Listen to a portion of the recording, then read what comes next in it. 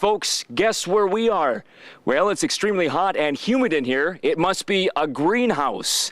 If you're like me, you enjoy red hat vegetables that you can find right here in the area. Have you ever wondered where they come from? Well, stay tuned because we're going to explore a number of the greenhouses in the Medicine Hat area. You're watching Community Producers.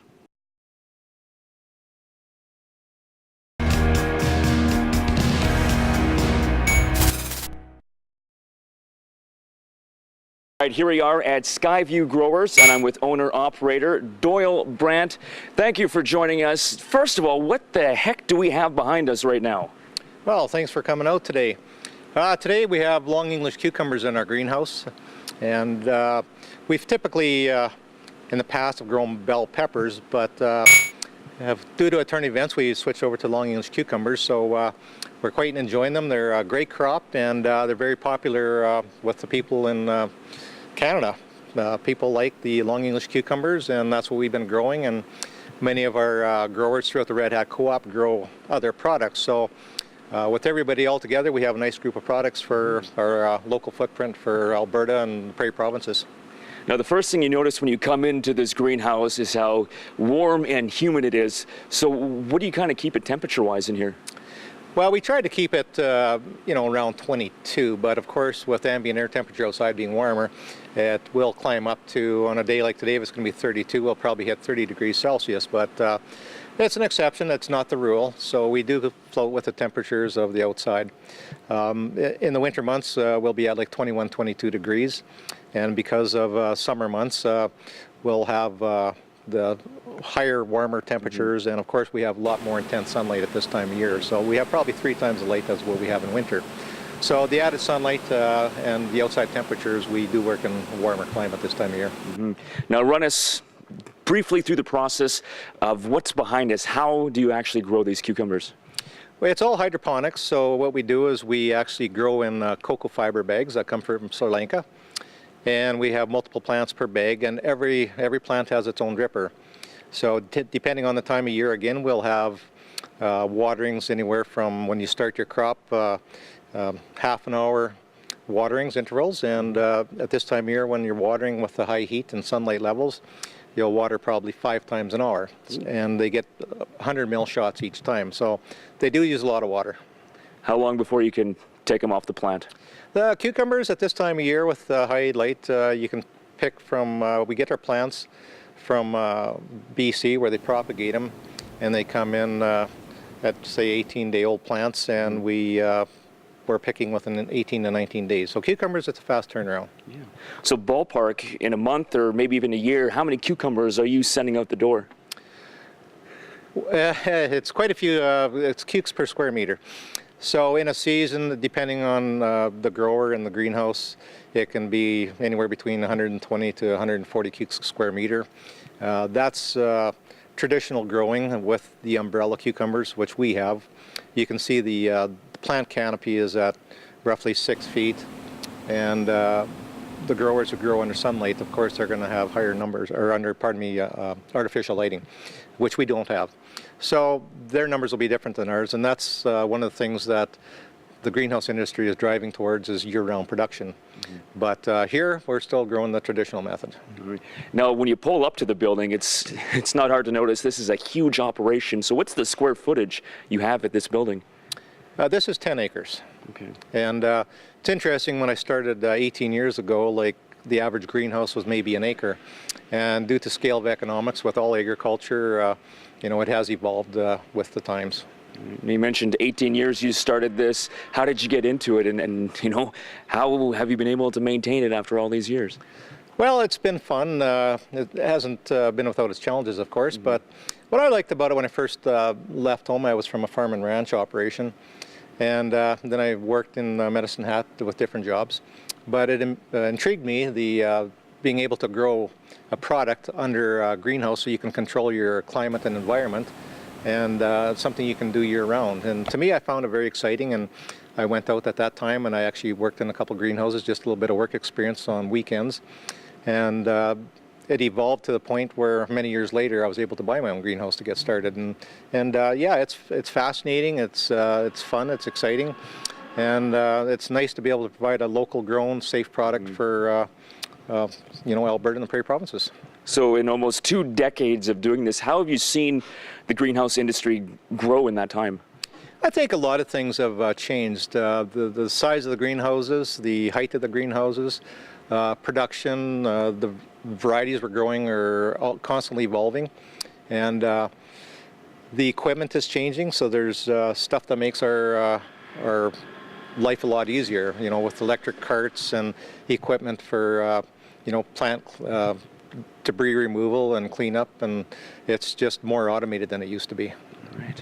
That basically wraps up all my questions. But anything else you want to pass along that people need to know about greenhouses? Well, I think if you like our product, support us. We try to grow the best product we can, and it's local grown. And the nice thing about local product is it's from plant to shelf within a day or two.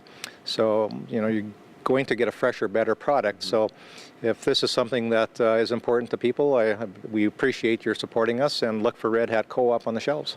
Perfect. Thank you much. Doyle Brandt with Skyview Growers. Stay tuned. We have much more to come.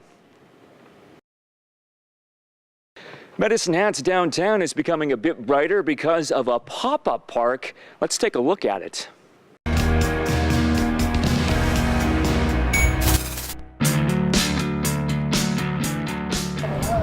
PopUp Park is an area within the city of Medicine Hat where groups and volunteers have come together to create a space where people can come and enjoy flowers, plants. You can play on an outdoor piano.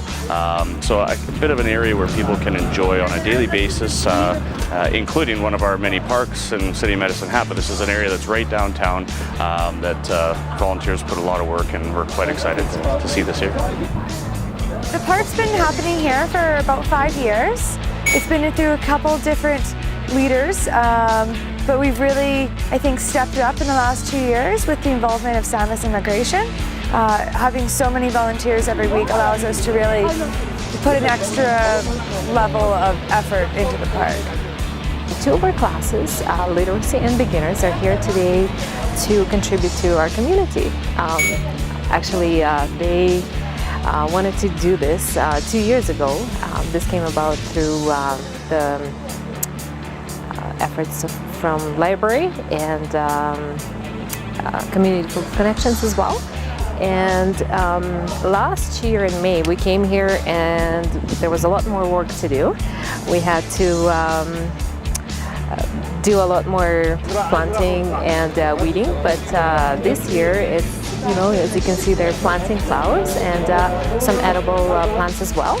And we hope that this is a nice thing for our community, where people can come and they can get some mint or smell some flowers and just enjoy this area.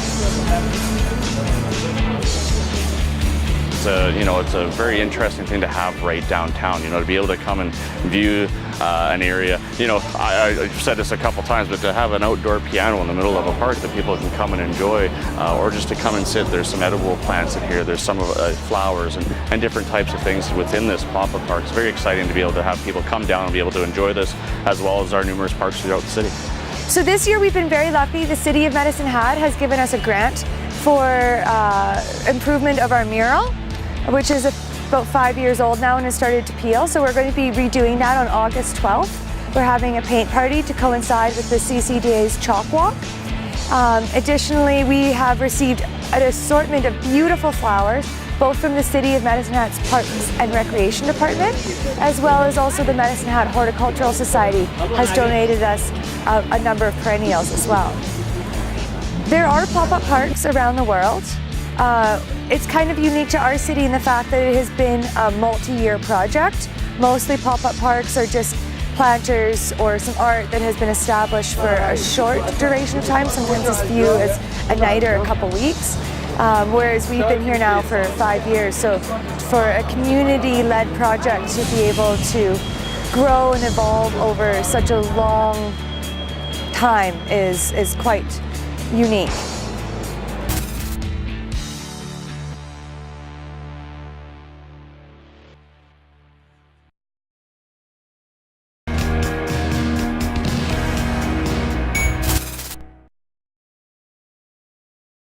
Well, Medicine Hat is Canada's sunniest city, and we're just outside at Sunshine Greenhouses, and we're going to talk tomatoes right now. Let's welcome Keith Viss, who's the GM here at Sunshine Greenhouses.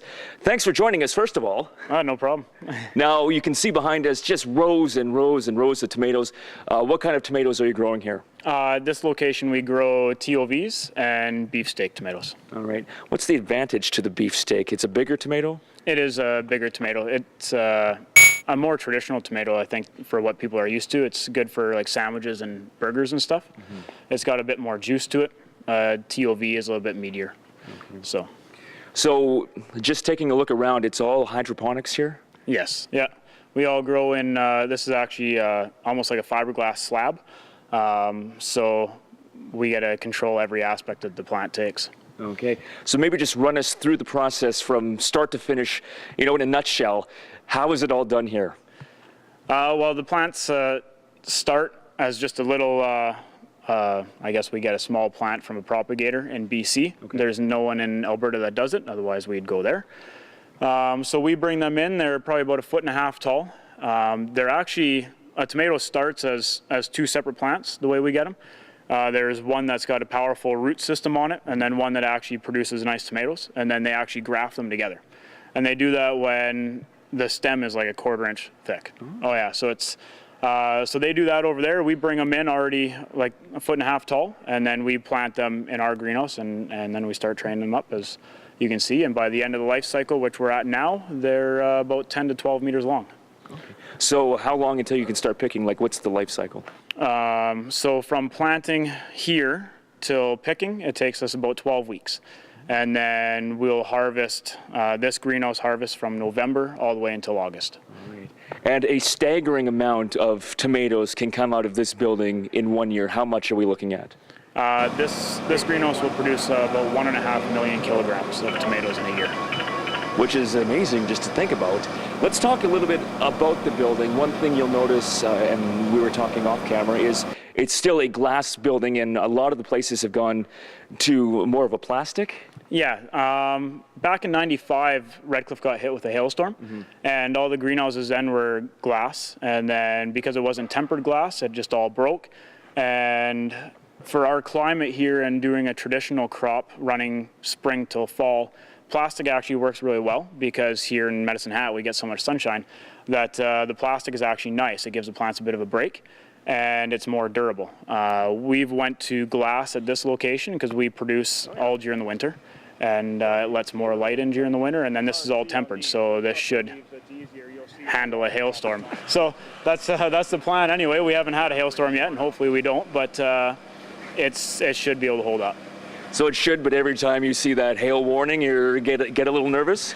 Yeah, a little bit. It's not like I really want to be in here if it's going to be big hailstorms, but it's okay.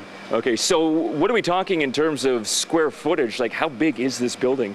This is 21,000 square meters, or 5 acres.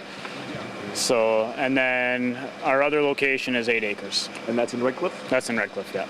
All right. I also have to talk about the bees, because there's a box of bees sitting behind me, and one almost flew in my face while we were setting up. Bees obviously help pollinate the plants here. How many do you bring in to help? We have to cycle them in every 8 weeks. That's all that they allow us to keep the hives in, and then we have to freeze them and actually incinerate them. Because it's not a bee native to Western Canada. Oh. So we have to make sure that we can't let that hive out.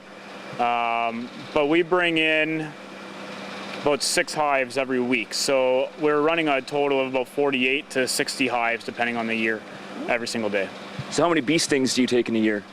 Actually, surprisingly, very few. Yeah, 3 or 4 maybe. It's not so bad. But it does happen. Yeah. Okay, that's pretty much all I had in terms of questions. Is there anything you want to pass along, or people should know about tomatoes? I mean, obviously it's locally grown, it's fresh. That's one of the big sticking points.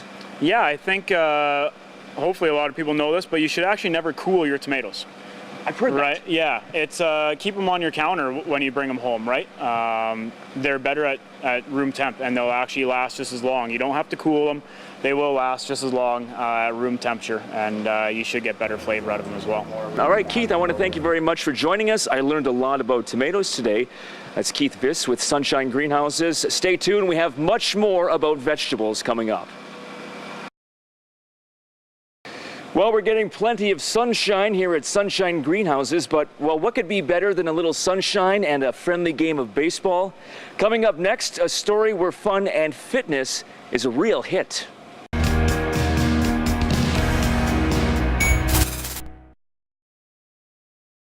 Here we are in the greenhouse capital of the prairies. It is Red Cliff, and we're at Westland Greenhouses right now, joined by owner-operator Ralph Van Dam. First of all, thank you very much for talking to us. You bet, no problem. Now, we've talked a lot about tomatoes and cucumbers today, but you have quite the operation going here. What exactly are you growing? Because it's a lot. At this range, we're growing mainly tomato on the vine. It's 5 tomatoes on a vine, picked with the vine on and shipped to the Hat CoOp. And then we grow a variety of other things: cherry tomatoes, grape tomatoes, yellow grape tomatoes, beef tomatoes, Roma tomatoes, a bunch of peppers behind us, about 6 different varieties of peppers, and some eggplant for just a small retail market that we have on our own. First thing I noticed when I walked up to the building was growing since 1960. So talk to me right now about kind of the history behind Westland Greenhouses. How did it start? Yeah, that's a good question. My dad and his brother Johannes, who owned the Windmill Garden Center in Medicine Hat, started the greenhouses in Redcliffe as a side job while they worked at the local brick plants. And they had roots from Holland in the Westland area where they grew up, and their dad, my grandpa, grew open field, 8 acres of field vegetables. And so I think it was somehow in their blood, and they wanted to carry it over here. So back in 1960, the two of them got together, built a small range, and it's just expanded to this, with my brother Rob and I now owning Westland. So how many acres are we talking? This box is 7 acres, and then we have a smaller 2-acre range as well. Okay. So was it an easy choice for you to get into the greenhouse business? Back 30 years ago, when I graduated from high school, my dad just came up to me and said, you know, I think in retiring, are you interested? And I said, sure. So I think back then we just didn't give it a lot of thought. It was kind of a natural answer. Okay. Yeah. So in all the years you've been doing this, what kind of changes have you seen? I hear a lot about the size of operations is kind of the big change.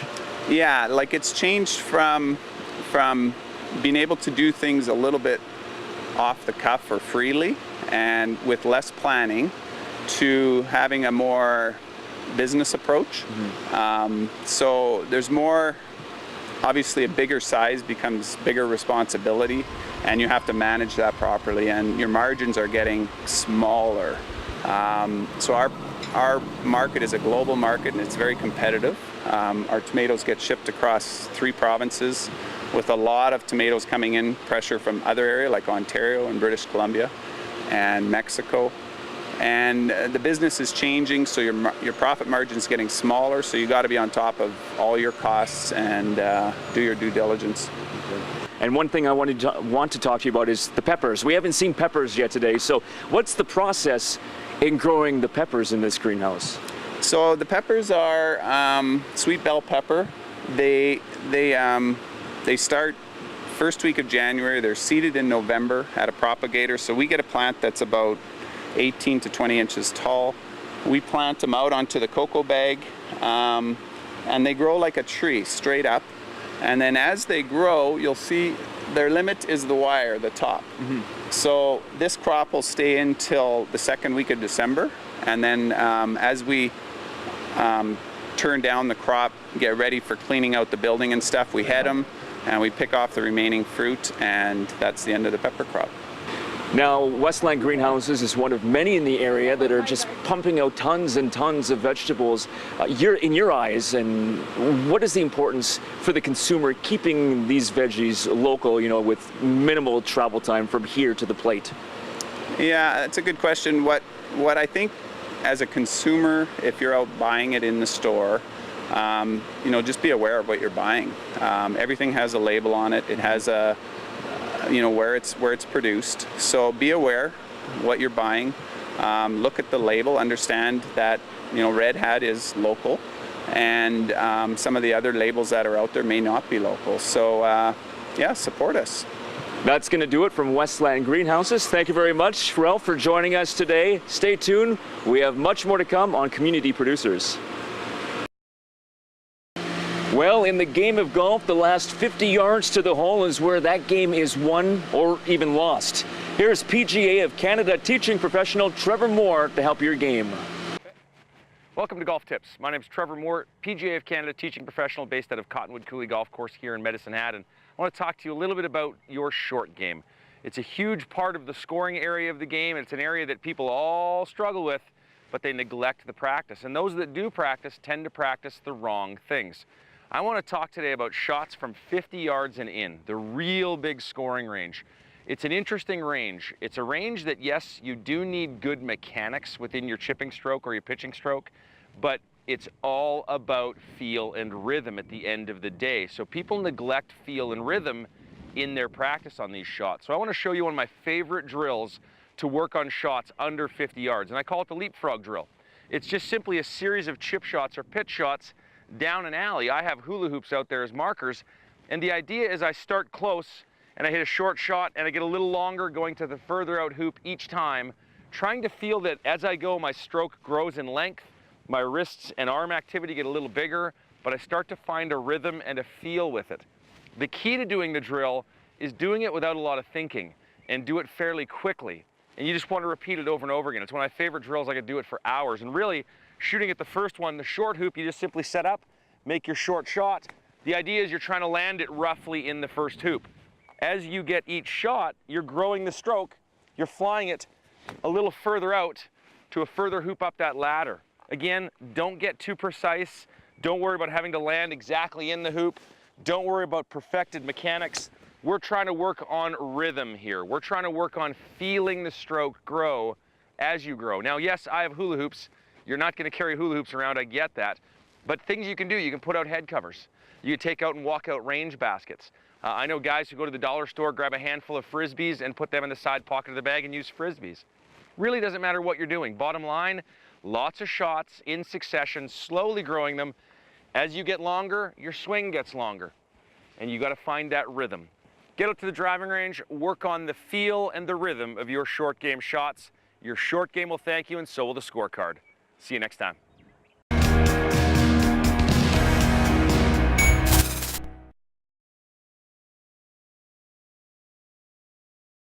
So we visited the greenhouses in the area. We've seen how the vegetables are grown, and a lot of them end up right here at the Red Hat Co-op building in Red Cliff. I'm joined right now by General Manager Jillian Digman. First of all, thank you for joining us. You're welcome. So just looking around, it's quite a mix of man and machine around here. How many employees do you have running around here? It is a mix of man and machine. We have some semi-automation, but we're employing on the lines right now about 210 people. So it's a busy, busy work environment here. How much produce are you getting in every day? Every year we send out, in the last 2 years, we've sent out 5.5 million cases of produce. So it's a lot. This is at the height of our season right now, so it's a really busy time for us. So there's, can you put a number on how many greenhouses in the area contribute to Red Hat Co-op? So Red Hat Co-op has been in existence for 50 years. We have 33 growers, so 33 different greenhouses in and around Red Cliff and Medicine Hat. Well, obviously there's a lot coming in the door. Where would people find, obviously we're going to find this in our local grocery stores, but how far away does this produce make it? All of our produce goes to all of the stores that you will know of, Superstore, Sobeys, Safeway, across Western Canada. Okay. So BC, Alberta, Saskatchewan. Now you touched on Red Hat Co-op is 50 years old. Can you give us some of the history? How did it get started and grow into what we see today? Yep, the co-op was started by 10 founding members who grouped together to sell the produce to the big stores. And it's been in existence ever since. Some of our members now are 3rd and 4th generation growers, which is nice to know that they're all run by the local families and it's all kept in the family. Okay. Do you ever go home at night and say, oh God, not another tomato, I don't want to see any more tomatoes? Or it seems like a very positive work environment. It's a great work environment. It's great to see this fresh local produce being distributed out of here every day. So we've been talking about Red Hat Co-op, been a staple for 50 years. If there's one message that you have to pass along to the consumer, what do they need to know about Red Hat Co-op? They need to know that they should be supporting their local grower, that this is fabulously fresh produce that's grown locally, and they need to be out there asking their stores for that fresh local produce. I couldn't agree more. Jillian, thank you so much for taking the time to talk to us. And that's all the time we have today. Thank you so much for joining us, and make sure you go out there and find those Red Hat labels and enjoy fresh produce.